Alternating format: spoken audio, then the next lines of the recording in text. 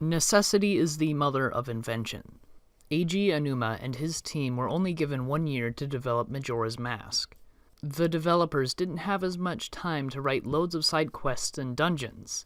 The 1-year limitation pushed Eiji and his team to create the 3-day loop mechanic, which would allow them to keep their story fairly compact, but still allow for a deep gameplay experience. Mario's character design was also partially inspired by technical limitations of the time. Working within a limitation can force a designer to think creatively to solve design problems. Some developers have embraced self-imposed limitations while developing their games. Nowhere is this more evident than with the rise of game jams. For those of you who do not know, game jams are game development events that give developers usually between 24 to 72 hours to develop a game around a specific theme.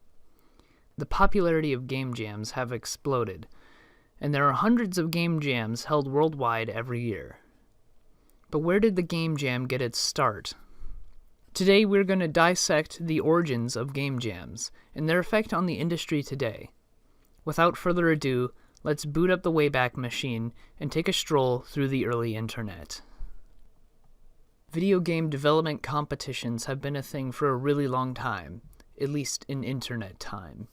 In 1995, the first annual interactive fiction contest was held by Kevin Wilson.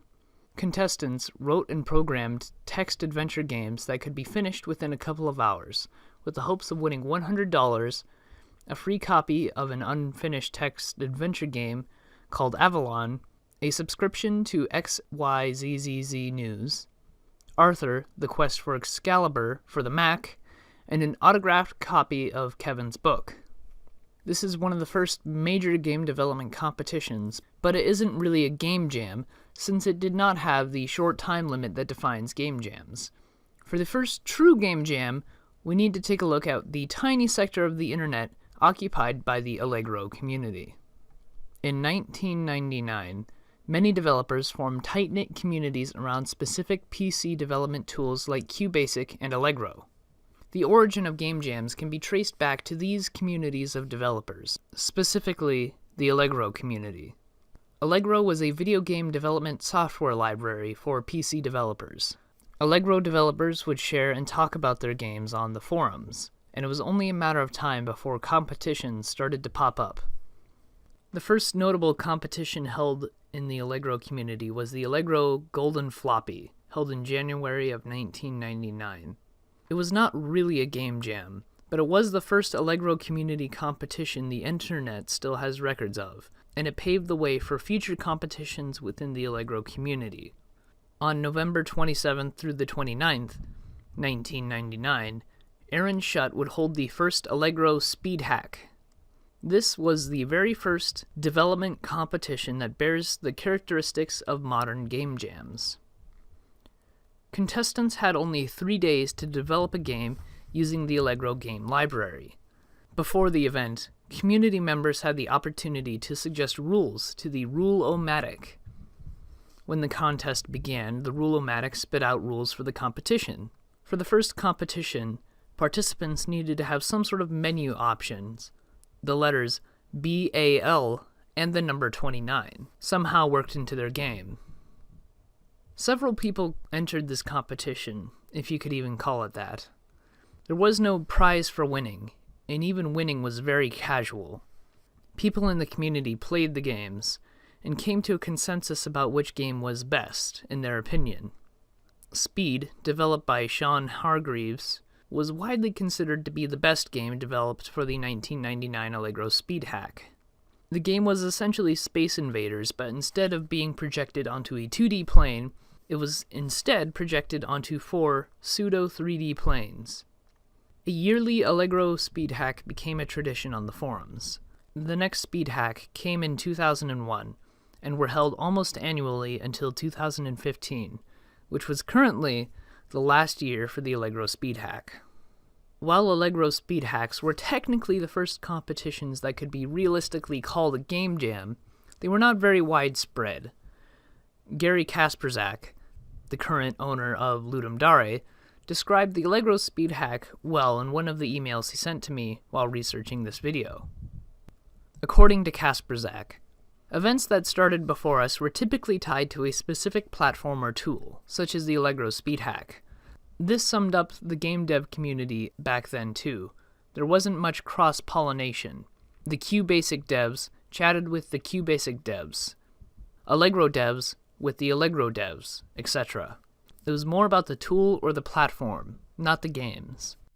Because the communities were so interconnected, it was hard for the idea of a game jam to spread far. It would not be until 2002 that the game jam truly took off.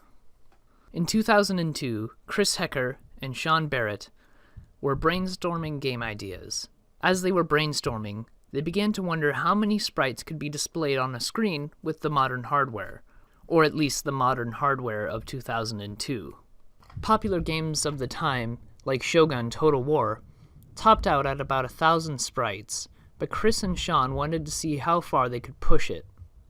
With the help of Casey Muratori, they ran some tests and found that the PCs of the time could display 10,000 sprites on the screen without a huge hit to frame rate, 10 times more than even the high-end games of the time usually displayed.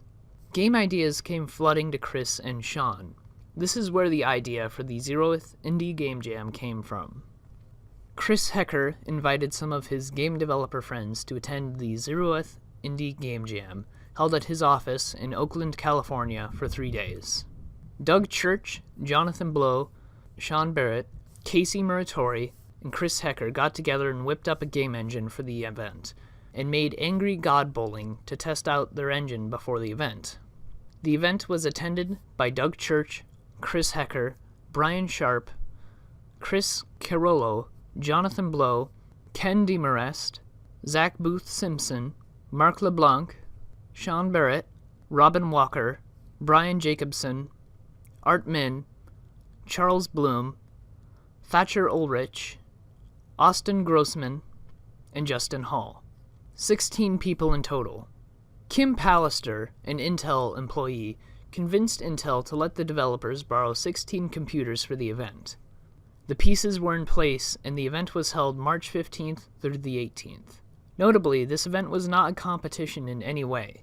In an interview with Ernest Adams, Chris said, "We tried from the beginning to avoid competition, so that was somewhat expected, but the level of cooperation was incredible.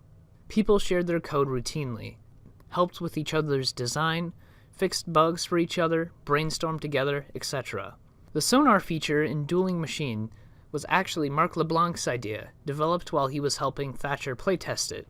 A good example of cross-pollination. The Indie Game Jam, in a way, was a message to the rest of the game industry. In that same interview, Chris said this about his hopes for the Game Jam. "We're too risk-averse. Games cost a lot of money, and publishers want to have a reasonable chance of making that money back. So that leads to conservative and incremental designs.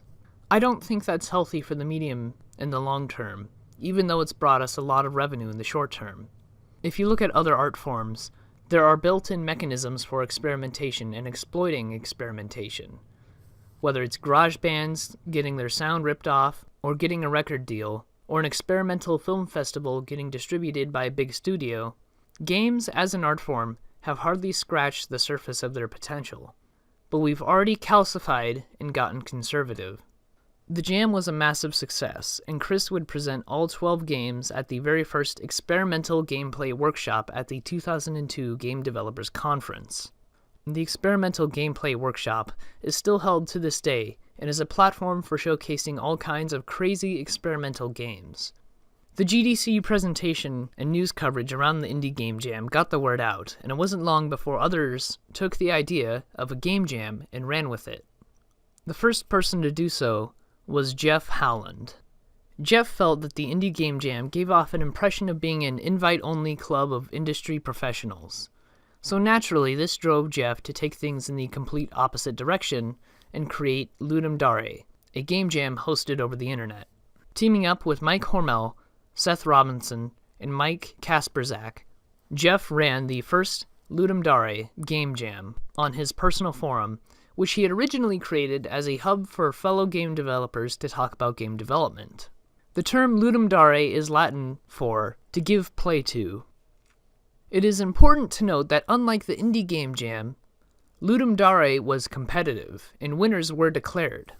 The very first Ludum Dare was held in April of 2002, and competitors only had 24 hours to develop a game around the theme of indirect interaction. Winners were chosen in 7 categories: gameplay, theme, originality, art, sound, code, and polish.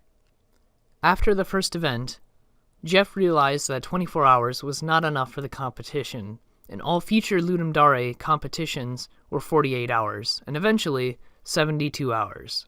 Ludum Dare is still going strong today, and thousands of games have been developed over the time since the first Ludum Dare in 2002. Over time, Ludum Dare has become one of the largest online game jams, further spreading the popularity of the concept. Game jams would continue to increase in size and scale. In 2006, Gorm Lai, Jesper Juhl, and Henriette Moos worked together to hold the very first Nordic Game Jam at the ITE University of Copenhagen.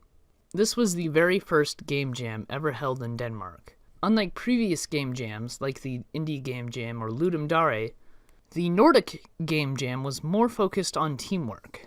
The 40 participants that attended the January 27th through 29th, 2006 Nordic Game Jam were split into 8 teams. Teams worked together to create art, design, and program a game together, shifting the focus away from the individual and more to the group. Because the focus was on teamwork, it makes sense that the theme for the first Nordic Game Jam was cooperative multiplayer. After the event, participants were given feedback by a panel of judges, and a winner was declared. In 2006, the panel chose pen and paper to be the winner. The Nordic Game Jam also helped to continue to expand the spread of game jams to a more international audience. The Global Game Jam would continue to expand the international presence of the game jams even more. Taking inspiration from the Indie Game Jam, Nordic Game Jam, and Ludum Dare, Susan Gold began work creating the Global Game Jam. As the name implies, the Global Game Jam is a worldwide event, though it is not held on the internet. Instead, event organizers volunteer to host spaces for the jams worldwide. Every location has the same theme, and the event is held on the same dates at every location. The first Global Game Jam was held January 30th through February 1st of 2009 and had a theme of "As long as we have each other, we will never run out of problems." Over 1,600 people participated in the jam, with locations in 23 countries. Ever since 2009, the Global Game Jam has grown to become one of the largest game jams ever held, with 36,401 registered participants in 95 countries for the 2017 Global Game Jam. There are countless other game jams I haven't even talked about, and these are just some of the most historically significant jams. By and large, game jams have been accepted by the game development community. However, Chris Hecker, co-creator of the 2002 Indie Game Jam, advises game developers to proceed with caution.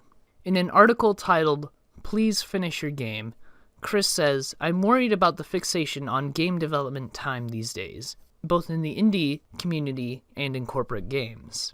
Chris wishes that some of the indies participating in game jams would take the time to fully explore the mechanics they quickly hammer out. He takes the position that we need more depth and understanding, and we don't need more wacky ideas and shallow games shipped on time. As Shigeru Miyamoto once said, "A delayed game is eventually good, but a bad game is bad forever." Of course, it is important to remember just how many games began development in game jams. Nuclear Throne was originally developed for the Mojam charity event as Wasteland Kings. Please Don't Touch Anything was originally created for Ludum Dare 31, everything on one screen. The first version of Super Hot was created during the 7-day first-person shooter game jam. Surgeon Simulator was first created for the 2013 Global Game Jam. Super Hexagon began life as a game developed for the one-day game jam. Each of these developers took the small snippet of a game they created and fleshed them out, refined them, and made them the games they are today. Perhaps many game devs don't explore their game ideas to the fullest, but even if just a couple mechanics get the exploration they deserve, the legacy of game jams could be called a good one. Game jams also provide a way for new designers to test out the waters and sharpen their skills. Game jams also help designers to innovate within the medium. I hope this analysis of the history of game jams has given you some insight into their evolution over the years, and how this has affected their purpose for the industry as a whole. I want to give a special thanks to Mike Kasprzak, Jonathan Blow, Thomas Harte, Shawn Hargreaves, Sean Barrett, Max Mohanan, Marc LeBlanc, and Mixe Hommel, all of whom responded to my emails where I asked them various questions about the jams they were involved in. A lot of early information on these jams is sort of spotty, even with the Wayback Machine, and so I wanted to get as many first-hand accounts as possible to make sure that the information I was presenting was as accurate as it could be. I know that I usually make more design-focused videos, but once I started researching this topic just out of curiosity, I realized that there was some pretty cool stuff here. Feel free to like and subscribe if you thought the content was good, and comment if you might want to see some more stuff like this. But until then, this has been Chariot Rider. Have a good day.